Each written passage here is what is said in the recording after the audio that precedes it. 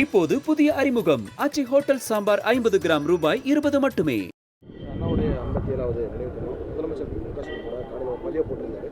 இந்த தேர்தல் திமுகவுக்கு எப்படி இருக்குன்னு நினைக்கிறீங்க? கட்டாயமாக கடந்த 5 ஆண்டு காலமாக சாதாரண ஏழை எளிய மக்களுக்கு கல்விக்கு, மருத்துவத்திற்கு அல்லது பெண்களின் முன்னேற்றத்திற்கு என்று கழக அரசு கொண்டு வந்த அனைத்து திட்டங்களும் பெரும் வரவேற்பை மக்களிடம் பெற்றிருக்கின்றன.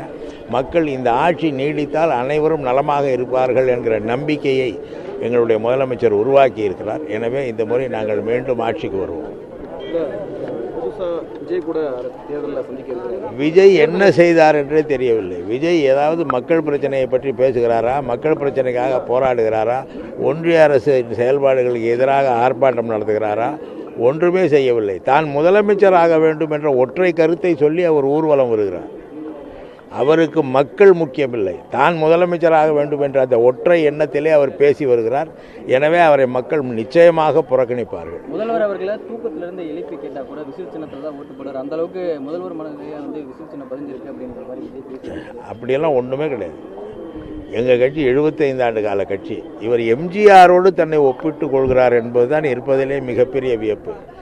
எம்ஜிஆர் ஏறத்தாழ 20 ஆண்டு காலம் திராவிட முன்னேற்ற கழகத்தில் முன்னணி தலைவர்களில் ஒருவராக, தன்னுடைய திரைப்படங்களில் திராவிட இயக்கத்தின் கொள்கைகளை எடுத்து சொன்னவராக, அண்ணாவின் புகழ் பாடியவராக, அவருடைய எல்லா படங்களிலும் மக்களின் சமத்துவத்தை பேசியவராக அவர் இருந்தார். அதனால் மக்களிடம் சென்றார். இவர் எதையும் பேச மாட்டார், தான் முதலமைச்சராக வேண்டும், அவ்வளவுதான் ஒற்றை எண்ணம். எம்ஜிஆர் அவர்கள் முதல் அரசியலுக்கு வரும்போது போற்றியதும் திமுக தான், தூற்றியதும் திமுக தான் அப்படின்ற மாதிரி.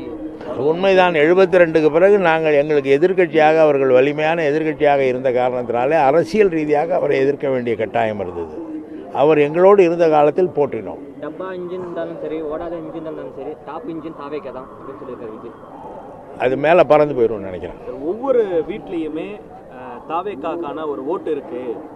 கருத்து கணிப்புகள் மூலமா இதெல்லாம் வெளிப்படுத்து. தமிழ்நாட்டில் 2.5 கோடி குடும்பங்கள் இருக்கின்றன, வீடுகள் இருக்கின்றன. ஒவ்வொரு வீட்டிலும் ஒரு ஓட்டு என்றால் தாவேக்கா 2.5 கோடி ஓட்டுகள் வாங்க வேண்டும். அதுக்கு நீங்கள் எண்ணி பாருங்கள், அது எவ்வளவு பெரிய கனவு, எவ்வளவு பெரிய ஆசை என்பது உங்களுக்கு தெரியும், பேராசை என்பது உங்களுக்கு தெரியும். இப்போது புதிய அறிமுகம் ஆச்சி ஹோட்டல் சாம்பார் 50 கிராம் ரூபாய் 20 மட்டுமே.